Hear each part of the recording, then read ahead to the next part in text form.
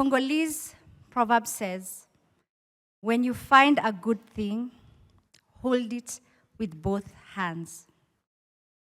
Back in 2003, I met a young man, dashing young man. I thought he was very handsome.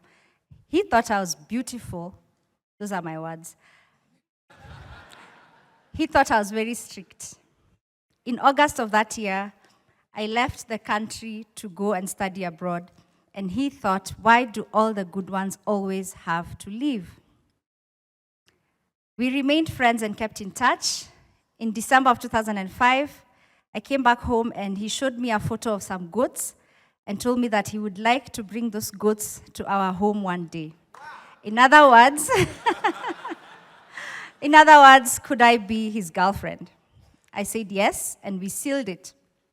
I told my mother that we were now an item, and she said, I continued with my studies abroad, but I made sure that every year I came home for 3 months in the summer. I ensured that every internship I got was in Kenya. In return, he sent me an email every single day. And this was in an era where he had to go to a cyber cafe and pay 1 shilling per minute to send an email. He was a student, but he did it faithfully. In 2009, he was graduating. I came back from South Africa to surprise him at his graduation. I was working then. I had graduated in that spring, and this was December. I surprised him at his graduation. It was on a Friday. The following Sunday, a day before I went back to South Africa, he surprised me with a proposal. And I said yes. Yeah. 2010, in August, we had our dowry ceremony. 2011, July, we got married. I quit my job in South Africa and moved to Kenya, and everybody asked why, and I said, to get married. And as fate would have it, he was posted outside of Nairobi. But we were just happy to be in the same time zone, at least. While I was in the US, I had started buying gifts for his mother. And in return, he started attending our family events even when I was away. He became so close to my family. My grandfather always asked whether he had been invited before everybody else.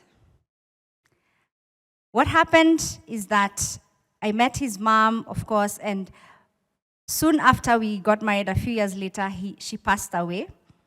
And once again, I quit my job and we moved to Londiani to run a children's home that she was running. Why, people asked? Because we loved her, and for me, because I loved him. We came back to Nairobi after managing the home and leaving it in good hands, setting up a board to run the children's home. And in July of this year, we celebrated our 11th anniversary.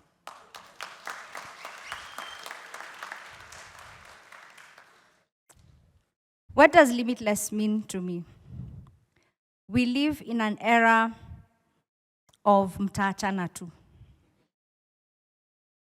We live in an era where cynicism has blinded us.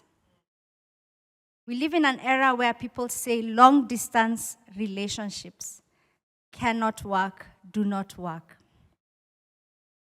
We've been through highs and lows. We've been broke until we couldn't believe how broke we were.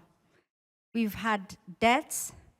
We've had an accident where our son cracked his skull, but he's okay now. We've also had seasons of plenty. Through it all, it has not mattered what season we've been in because we were in one team. The mountains that love can move are endless, boundless, and limitless.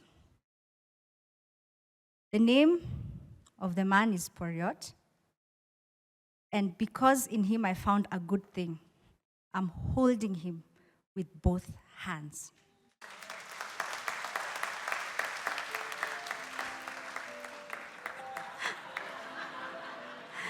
So, ladies and gentlemen, my encouragement to you to us all is that when we find something good, don't limit yourself. Let's give it our all. It's worth it. It's definitely worth it.